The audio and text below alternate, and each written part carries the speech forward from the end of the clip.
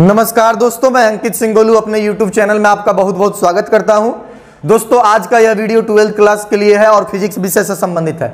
12th class के physics के chapter 3 जिसका नाम है विद्युत धारा, अंग्रेजी में इसे इलेक्ट्रिक करंट कहते हैं। इससे संबंधित 6 वीडियो ऑलरेडी हमारे YouTube चैनल पर अपलोड किया जा चुका है। यदि आप उस वीडियो को नहीं देखे हैं तो डिस्क्रिप्शन में उसका लिंक मिल जाएगा, या हमारे YouTube चैनल अंकित सिंह गोलू के प्लेलिस्ट में जा करके और 12th क्लास के फिजिक्स का एक अलग फोल्डर प्राप्त कर सकते हैं। वहां से बारी बारी से वीडियो को देख करके घर बैठे अपने नॉलेज को इंप्रूव कर सकते हैं।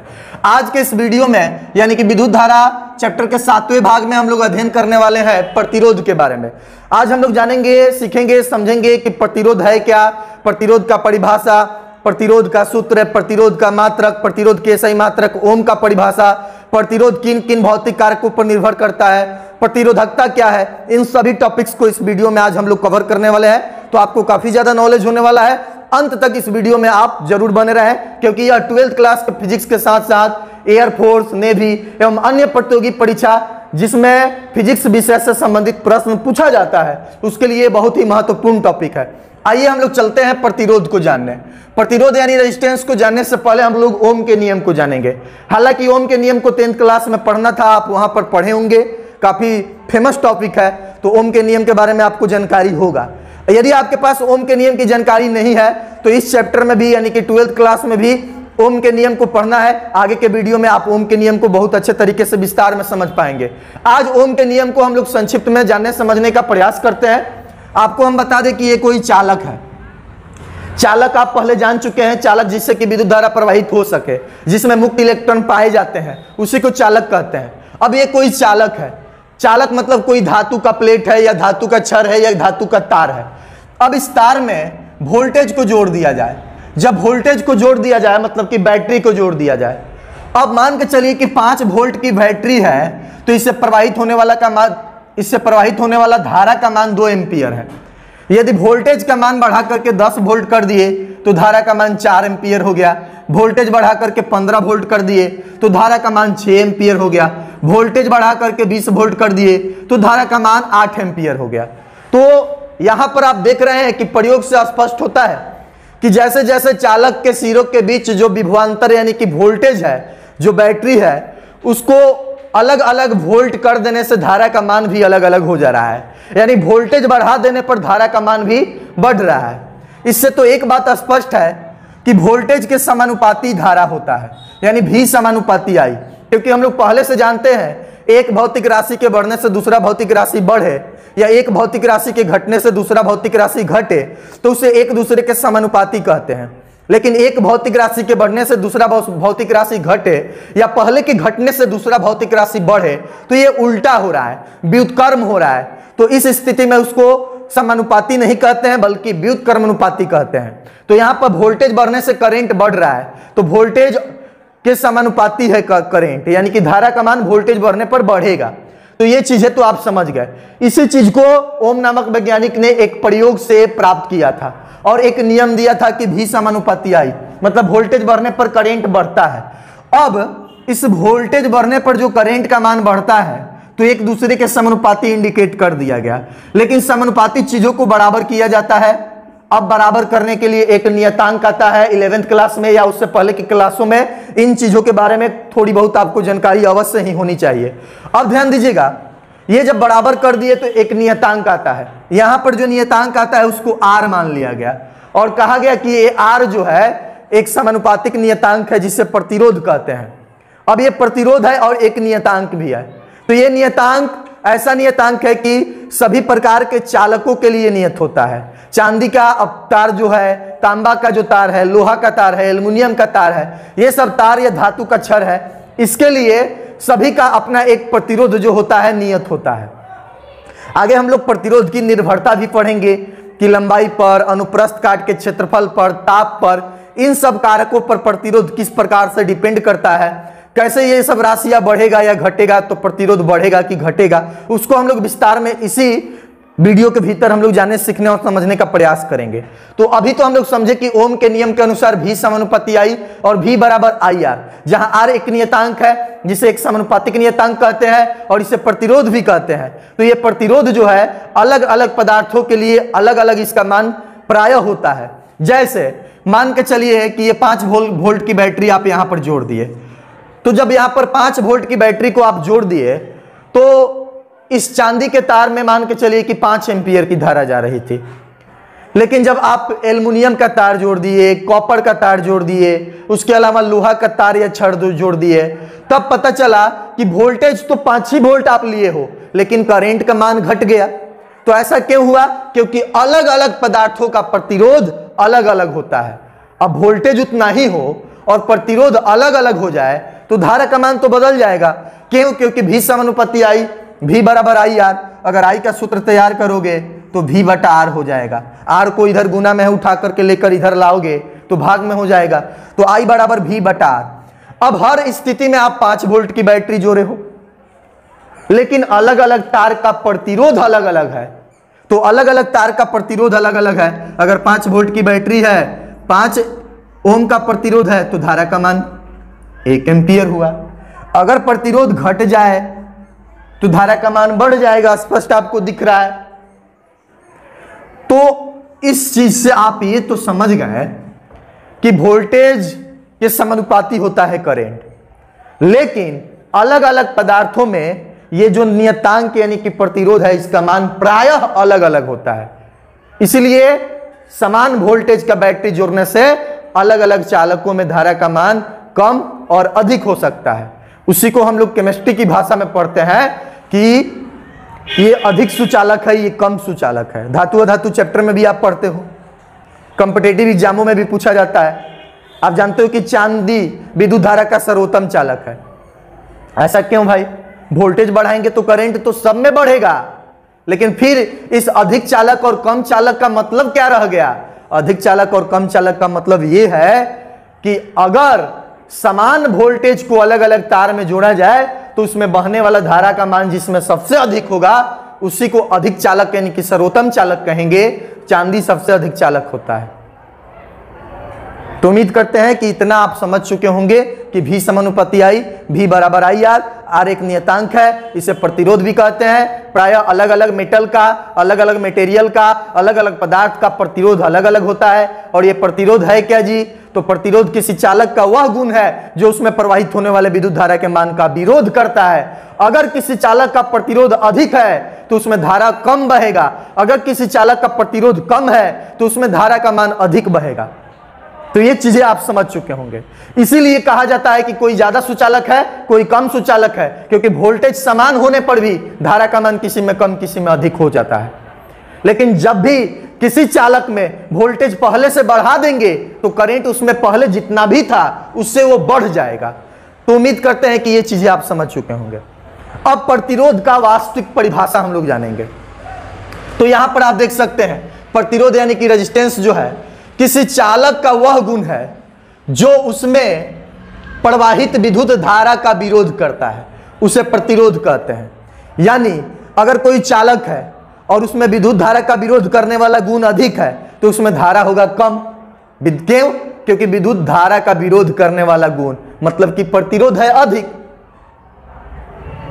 तो चांदी का प्रतिरोध कम होता है, इसलिए उसमें धारा अधिक होता है, वो अधिक चालक होता है। तो प्रतिरोध की परिभाषा आप जान गए कि प्रतिरोध किसी चालक का वह गुण है जो उसमें प्रवाहित धारा का विरोध करता है, धारा को रोकता है। धारा को रोकने वाला गुण ही प्रतिरोध है। अलग अलग पदार्थों का प्रतिरोध प्रायः अलग अलग होता है। अब प्रतिरोध को R से सूचित किया जाता है, क्योंकि इसका अंग्रेजी R से शुरू है तो इसलिए इसको R से सूचित किया जाता है। ओम के नियम से V समानुपाती I अभी आपको बताएं कि जो V होता है उसके समानुपाती I होता है। वोल्टेज बढ़ेगा करंट बढ़ेगा, वोल्टेज घटेगा करंट घटेगा। अब ध्यान दीजिए V बराबर IR, तो R का सूत्र हो गया V बटा I, यानी कि विभवांतर बटा विद्युत धारा। इससे प्रतिरोध पता चल जाएगा। तो ये प्रतिरोध का कंप्लीट परिभाषा और सूत्र था। अब ध्यान दीजिए प्रतिरोध का एसआई मात्रक। देखिए प्रतिरोध का जो एसआई मात्रक होता है वो वोल्ट पर एम्पियर होता है, यानी कि वोल्ट बटा एम्पियर होता है। ऐसा क्यों? क्योंकि प्रतिरोध का सूत्र है विभवांतर बटा विद्युत धारा। तो प्रतिरोध का एसआई मात्रक होगा विभवांतर का एसआई मात्रक बटा विद्युत धारा का एसआई मात्रक। तो प्रतिरोध का एसआई मात्रक यानी कि विभवांतर का एसआई मात्रक वोल्ट और बट्टा विद्युत धारा का SI मात्रक एम्पियर। तो वही यहाँ पर लिखे हैं कि प्रतिरोध जिसको R से सूचित किया जाता है, इसका SI मात्रक वोल्ट बट्टा एम्पियर होता है। अगर एम्पियर को ऊपर लेकर के जाइएगा तो वोल्ट एम्पियर पर इन्वर्स हो जाएगा। वोल्ट पर एम्पियर को ओम कहा जाता है, देख लीजिए ओम कहते हैं, और ओम का ये संकेत है, सिंबल है। अतः प्रतिरोध का SI मात्रक क्या होता है जी? ओम होता है। तो ये तो आपको बता दिए कि प्रतिरोध का सूत्र जो है वोल्ट यानी कि वोल्टेज और बट्टा विद्युत धारा, उससे हमारा वोल्ट पर एम्पियर इसका SI मात्रक बन गया। चूंकि प्रतिरोध के बारे में ओम नामक वैज्ञानिक ने जानकारी दिया था, तो ओम के सम्मान में ओम के नाम पर इसका मात्रक ओम रख दिया गया है। कैसे? आप जानते हो कि बल का SI मात्रक जो होता है वो kg मीटर प्रति सेकेंड स्क्वायर होता है, लेकिन उसको न्यूटन नामक वैज्ञानिक ने जानकारी उसके संबंध में दिया था, तो इसलिए बल जो है उसका SI मात्रक kg मीटर पर सेकेंड स्क्वायर के बदले न्यूटन भी कहा जाता है, तो वोल्ट पर मीटर के बदले ओम भी कहा जाता है। तो ओम क्या है जी? प्रतिरोध का SI मात्रक है, यही प्रचलित है। तो आपको इसको याद रखना होगा कि प्रतिरोध का SI मात्रक ओम होगा। अब 1 ओम की परिभाषा क्या होती है, तो ध्यान दीजिएगा जी। R बराबर V बटा I प्रतिरोध का यह सूत्र है।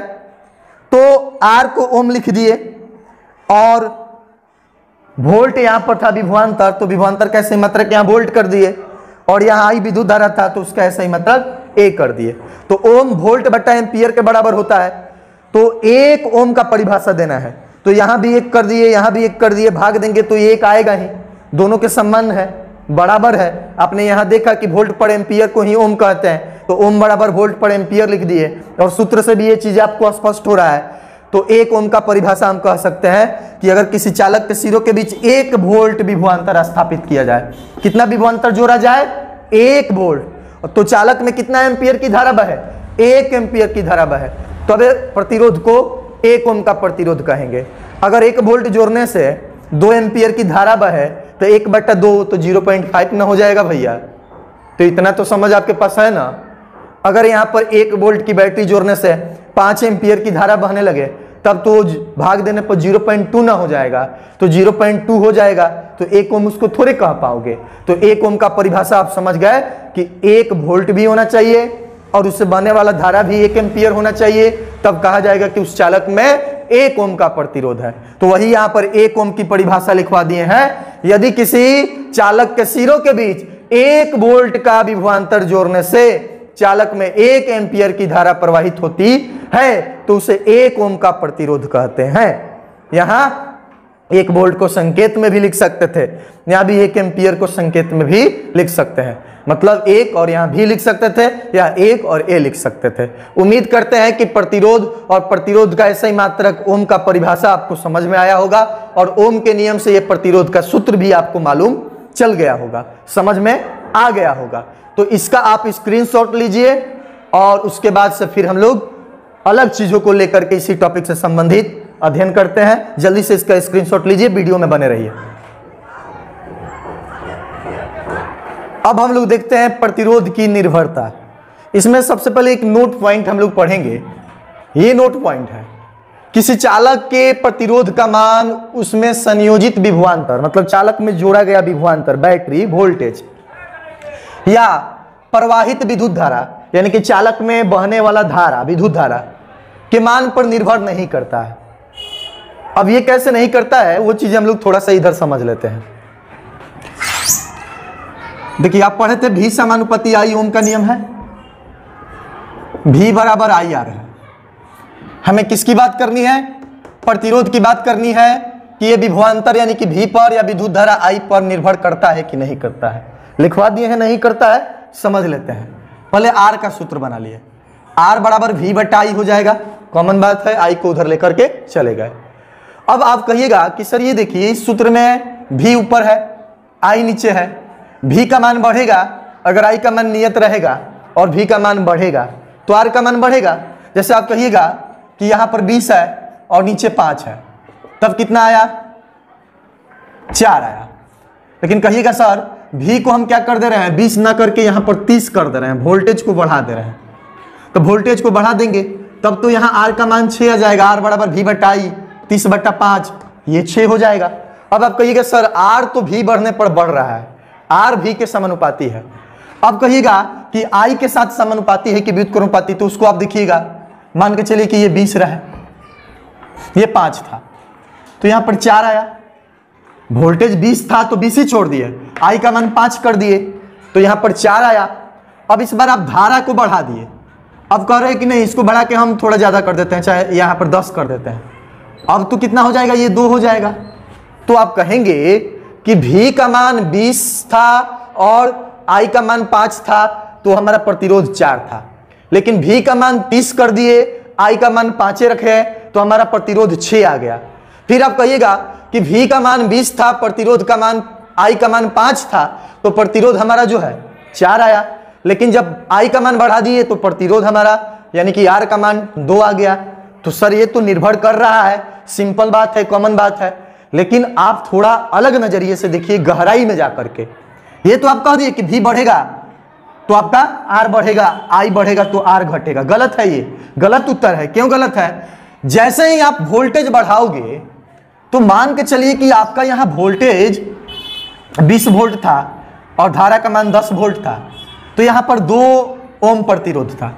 अब आप कह रहे हो कि वोल्टेज को बढ़ा देंगे, चलो जी, अगर आप वोल्टेज को 40 कर दोगे तो यहां धारा भी तो दुगुना हो जाएगा, 20 हो जाएगा, तो फिर तो 2 ही ओम आया। अब कहिएगा कि वोल्टेज बढ़ाने से धारा कैसे बढ़ेगा? तो ओम का नियम तो वही आप पढ़े हो कि वोल्टेज बढ़ने से धारा का मान बढ़ जाता है।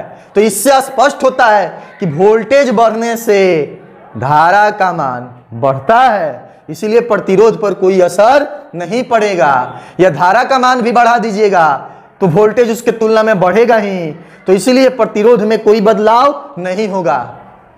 उम्मीद करते हैं आप इन चीजों को समझ चुके होंगे। ये बात सही है, आर के सूत्र में V ऊपर है, I नीचे है, तो वोल्टेज बढ़ेगा, I नियत रहेगा, तब आपका प्रतिरोध बढ़ जाएगा। या I बढ़ेगा, वोल्टेज नियत रहेगा, तब आपका प्रतिरोध घट जाएगा। लेकिन होता क्या है कि V और I में भी एक रिलेशन है, वोल्टेज बढ़ते ही करंट बढ़ जाएगा। या करंट कब बढ़ेगा? जब वोल्टेज बढ़ेगा। तो इसीलिए प्रतिरोध का मान बढ़ेगा नहीं। तो याद रखेंगे कि प्रतिरोध का मान वोल्टेज के मान पर या विद्युत धारा के मान पर निर्भर नहीं करता है। यदि आपसे कल को ऑब्जेक्टिव प्रश्न में पूछ दे, किसी प्रतियोगी परीक्षा में पूछ दे, एयरफोर्स नेवी जैसे प्रतियोगी परीक्षा में पूछ दे, इंजीनियरिंग एंट्रेंस एग्जामों में पूछ दे कि चालक के विभवांतर को दुगुना कर देंगे तो उस चालक का प्रतिरोध पर क्या प्रभाव पड़ेगा? कोई प्रभाव नहीं पड़ेगा। दे दे ऑप्शन में 2 गुना हो जाएगा, 4 गुना हो जाएगा, आधा हो जाएगा, जी नहीं। याद रखिएगा, वोल्टेज और करंट यानी कि विद्युत धारा और विभवांतर पर प्रतिरोध का मान निर्भर नहीं करता है। क्यों? क्योंकि वोल्टेज बढ़ने से करंट भी बढ़ जाता है। तो ये आप चीजें समझ गए। अब हम लोग जानेंगे कि प्रतिरोध की जो निर्भरता होती है वो किसी चालक के लंबाई पर होती है और अनुप्रस्थ काट के क्षेत्रफल पर होती है। अब वो कैसे होती है? यहां पर लिखवाए हैं, किसी चालक का प्रतिरोध R उस चालक के लंबाई के समानुपाती होता है। मतलब यदि चालक की लंबाई को बढ़ा देंगे तो प्रतिरोध का मान पहले से बढ़ जाएगा। और दूसरा कह रहा है, चालक का प्रतिरोध चालक के अनुप्रस्थ काट के क्षेत्रफल के व्युत्क्रमानुपाती होता है, मतलब व्युत्क्रम होता है। यानी अगर चालक के अनुप्रस्थ काट का क्षेत्रफल अधिक कर देंगे तो प्रतिरोध अधिक नहीं होगा, कम हो जाएगा, व्युत्क्रम कह रहा है। इस दोनों बातों को पहले हम लोग एक उदाहरण के माध्यम से समझ लेते हैं, तो ध्यान दीजिएगा। इसको मिटा देते हैं, समझने के लिए था, आप चाहे तो इन चीजों को लिख भी सकते हैं।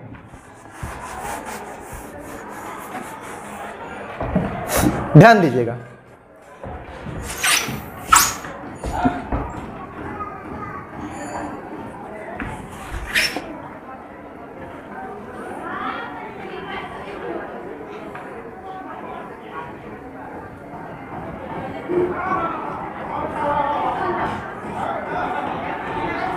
ये किसी चालक की लंबाई L थी। अगर इस चालक को लंबा कर दे,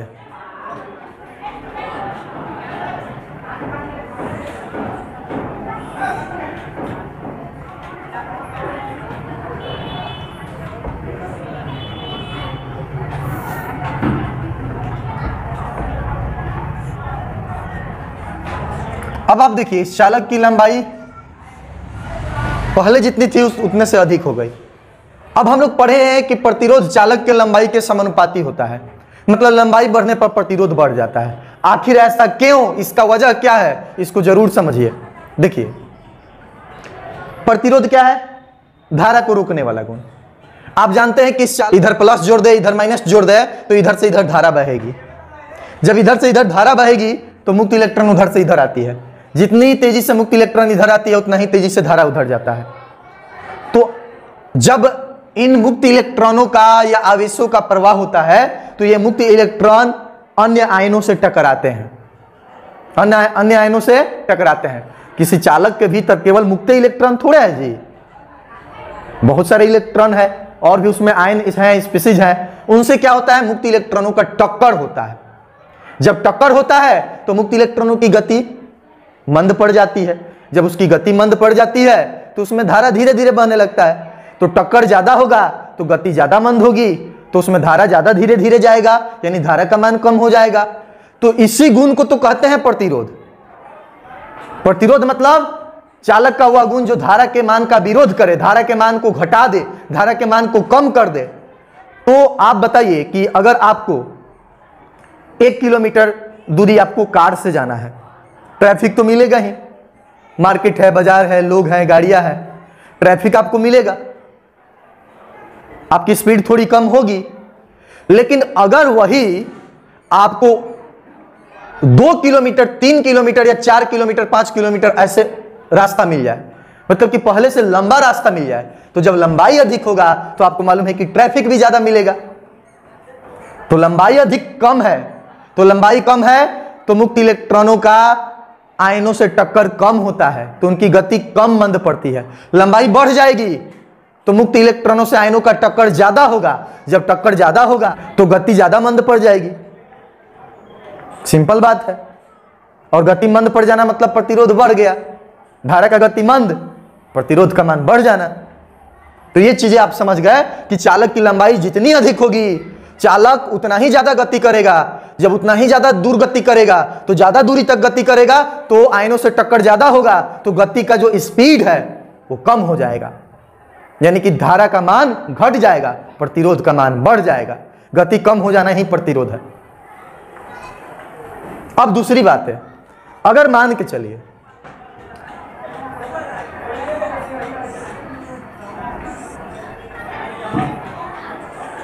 ये कोई चालक है, उसका ये अनुप्रस्थ काट का क्षेत्रफल था। अब अनुप्रस्थ काट का क्षेत्रफल पहले से बढ़ा दिए,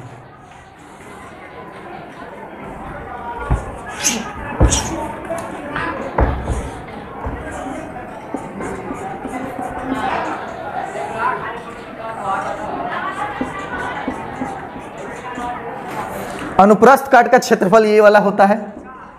पहले कम था, अब ज्यादा है। आप मान के चलिए कि यहां पर कोई दरवाजा है, जिस दरवाजा की चौड़ाई कम है और बहुत सारे आप इलेक्ट्रॉन निकल रहे हैं उधर बाहर। बहुत सारे लोग को ही मान लीजिए कि इलेक्ट्रॉन है, वो बाहर निकल रहे हैं, तो तेजी से निकल पाएंगे या चौड़ाई अधिक हो जाएगा तब तेजी से निकल पाएंगे। आप कई बार जाते हैं सड़कों पर, यात्रा करते हैं, तो सड़कों पर होता क्या है कि कई जगह सड़क की चौड़ाई अधिक है, खूब अच्छे तरीके से आप जा रहे हैं, अचानक सड़क बीच से बन रहा है, सड़क का काम चल रहा है और बीच में सड़क की खुदाई हो गई है, पुल बन रहा है, पुलिया बन रहा है, नाला बन रहा है, ओवरब्रिज बन रहा है। वहां पर एक पतला रास्ता चालू कर दिया जाता है। तो जब आप चौड़े रास्ते से पतले रास्ते में जाते हैं तो आपकी गति स्लो हो जाती है, धीरे धीरे जा पाते हैं। वही चीजें यहां पर भी है। जब यहां पर चौड़ाई कम है तो मुक्त इलेक्ट्रॉन यहां से धीरे धीरे गति कर पाएंगे, तो धारा धीरे धीरे बहेगा। इसका मतलब कि धारा कम हो गया, यानी प्रतिरोध ज्यादा हो गया। और यहां पर चौड़ाई अधिक है तो यहां पर आप तेजी से निकल पाइएगा, यानी कि धारा तेजी से निकल पाएगा, तो यहां पर प्रतिरोध कम है।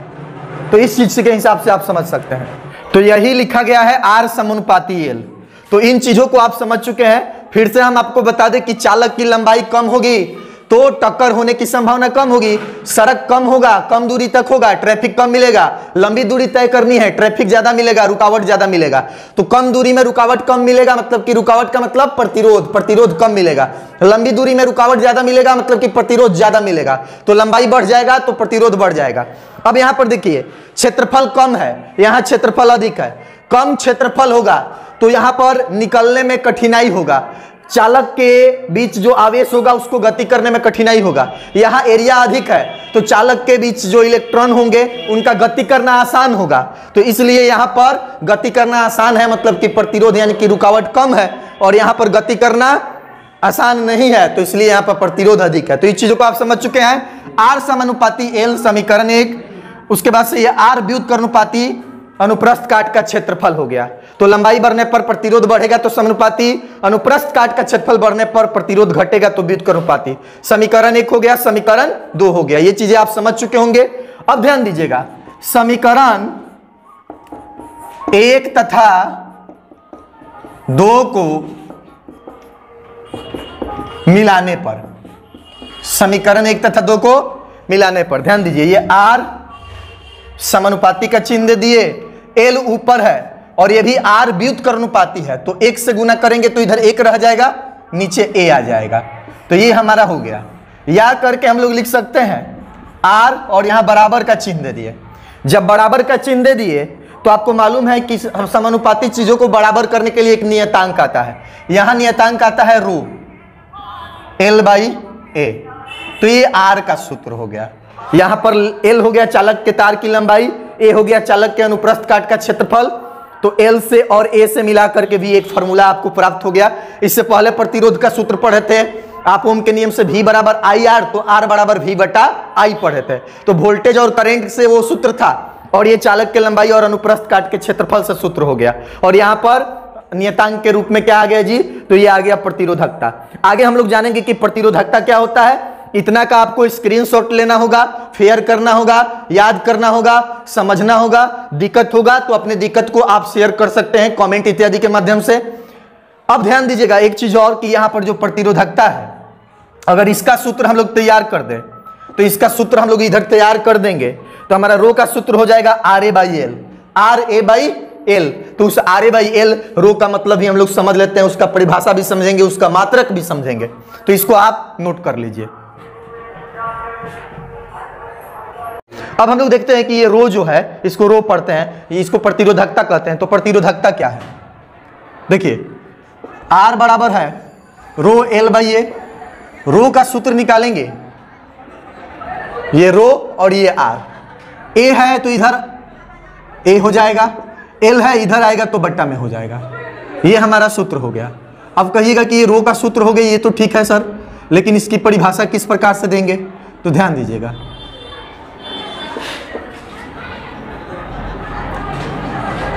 रो प्रतिरोध के ही बराबर होगा, लेकिन कब, जब A और L के मान को 1-1 कर दे तब।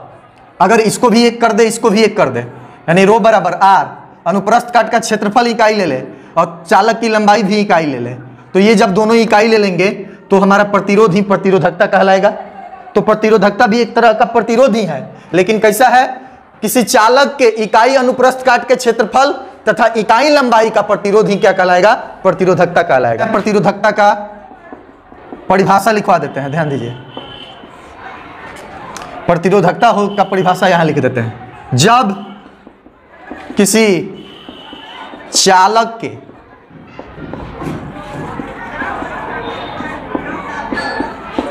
इकाई लंबाई तथा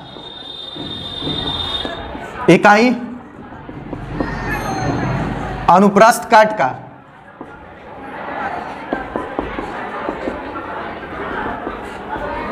क्षेत्रफल ज्ञात किया जाता है तो उसे प्रतिरोधकता कहते हैं। मतलब लंबाई कितना लेना है, 1 मीटर, और अनुप्रस्थ काट का क्षेत्रफल 1 मीटर स्क्वायर। क्षेत्रफल है तो उसका यूनिट यानी मीटर स्क्वायर, लंबाई है तो उसका यूनिट मीटर। तो 1 मीटर लंबा होना चाहिए तार, और उसका अनुप्रस्थ काट का क्षेत्रफल भी 1 मीटर स्क्वायर होना चाहिए। और उस चालक का जितना प्रतिरोध होगा, मतलब उसमें धारा को रोकने वाला जितना गुण होगा, उसी को हम लोग कहते हैं प्रतिरोधकता। तो इसको एक और परिभाषा आप लिख सकते हैं कि किसी चालक के इकाई आयतनिक प्रतिरोध को प्रतिरोधकता कहते हैं। आयतनिक क्यों, क्योंकि लंबाई लेना है इकाई और अनुप्रस्थ काट का क्षेत्रफल भी लेना है इकाई। क्षेत्रफल गुना लंबाई, तो आपको यूनिट आ जाएगा मीटर क्यूब, और मीटर क्यूब किसका आयतन यूनिट है, आयतन का यूनिट है, तो मीटर क्यूब जब आयतन का यूनिट है तो आयतनिक शब्द का भी प्रयोग कर सकते हैं। तो ये भी आप परिभाषा लिख सकते हैं, किसका? प्रतिरोधकता का। बाकी आप यहाँ फॉर्मूला है तो इस फॉर्मूला को ऊपर समझाने के उद्देश्य से लिखे हैं, परिभाषा के बाद से आप इस फॉर्मूले को जरूर लिखें। अब इसका ऐसा ही मात्रक लिख देते हैं, देखिए रो का एसआई मात्रक। तो पहले तो आप फॉर्मूला लिखिएगा रो का, उसके बाद से देखिए प्रतिरोध का एसआई मात्रक ओम हो जाएगा, अनुप्रस्थ काट का क्षेत्रफल का, क्षेत्रफल है तो मीटर गुना मीटर यानी मीटर स्क्वायर, और बटा लेंथ एल है, लंबाई है, लंबाई का एसआई मात्रक मीटर, यहां पर मीटर ले लिए तो ये 2 मीटर से 1 मीटर कट गया, तो इसका मात्रक कितना हो जाएगा? ओम मीटर। रो का एसआई मात्रक बराबर ओम मीटर। तो प्रतिरोधकता का एसआई मात्रक ओम मीटर हो जाएगा, प्रतिरोध का एसआई मात्रक ओम आप पढ़े थे और प्रतिरोधकता को भी आप समझ गए। तो इस वीडियो में हम लोगों ने प्रतिरोधकता, प्रतिरोध दोनों का परिभाषा, दोनों का सूत्र, दोनों का मात्रक, उसके अलावा प्रतिरोधकता कैसे कैसे इसकी निर्भरता होती है, इन चीजों को हम लोग समझे हैं। वीडियो को आप अधिक से अधिक शेयर करिए क्योंकि अधिक से अधिक स्टूडेंट को इससे लाभ हो पाए, और आगे भी हम आपके बीच वीडियो लाते रहेंगे। जल्द ही केमिस्ट्री का क्लास भी शुरू होने वाला है, तो हमारे चैनल को सपोर्ट कीजिए, हम आपके लिए मेहनत कर रहे हैं। आप थोड़ा ज्यादा से ज्यादा छात्रों में वीडियो को शेयर करें। आपका आभार व्यक्त करता हूं, धन्यवाद। मिलते हैं अगले वीडियो में।